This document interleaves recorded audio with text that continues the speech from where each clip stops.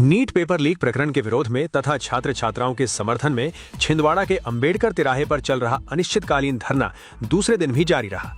भारी बारिश के बावजूद समाजसेवी शिवम पहाड़े, विपिन वर्मा सहित अन्य लोग धरना स्थल पर डटे रहे और अपनी मांगों को लेकर प्रदर्शन करते रहे।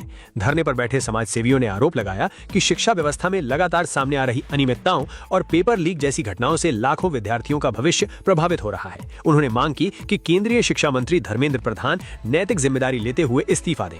प्रदर्शनकारियों ने मांग की कि पेपर लीक और उससे जुड़े घटनाक्रम के कारण जान गंवाने वाले छात्रों के परिजनों को 1-1 करोड़ रुपए की आर्थिक सहायता दी जाए। साथ ही समाजसेवी सोनम वांगचुक द्वारा उठाई गई मांगों पर केंद्र सरकार गंभीरता से विचार करे तथा भविष्य में पेपर लीक रोकने के लिए सख्त कानून बनाया जाए। धरना दे रहे समाजसेवियों ने कहा कि जब तक उनकी मांगे पूरी नहीं होती तब तक अंबेडकर तिराहे पर अनिश्चितकालीन धरना जारी रहेगा।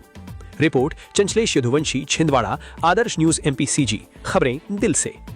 अनिश्चितकालीन धरना हमारा दिल्ली में जंतर मंतर में जो हमारे छात्र हैं और सोनम वांगचुक जी है और CJP का जो प्रोटेस्ट चल रहा है उसके समर्थन में आज छिंदवाड़ा में हम लोग विगत एक दिन से धरने पे बैठे। हमारा अनिश्चितकालीन ये धरना है और जब तक के शिक्षा मंत्री इस्तीफा नहीं देते और बच्चों के भविष्य से खिलवाड़ होना बंद नहीं होता है तब तक ये हमारा धरना चालू रहेगा।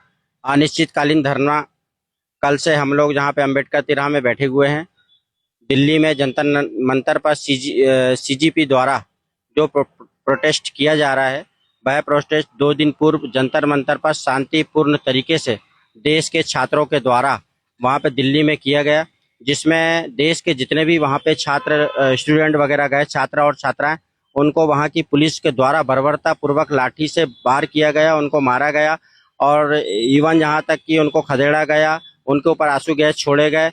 जिस प्रकार से मोदी सरकार ने और सरकार के द्वारा देश के जो पढ़ने लिखने वाले युवा छात्र हैं, जो कि आने वाले हमारे देश के भविष्य है, उनके ऊपर जिस तरह से सरकार के द्वारा और पुलिस के द्वारा जिस प्रकार से उनके ऊपर बर्बरता पूर्वक की गई, उस घटना की हम कड़ी निंदा करते हैं और इस घटना की निष्पक्ष जांच करके जो भी दोषी पुलिस वाले हैं उनके खिलाफ गिरफ्तारी की जाए।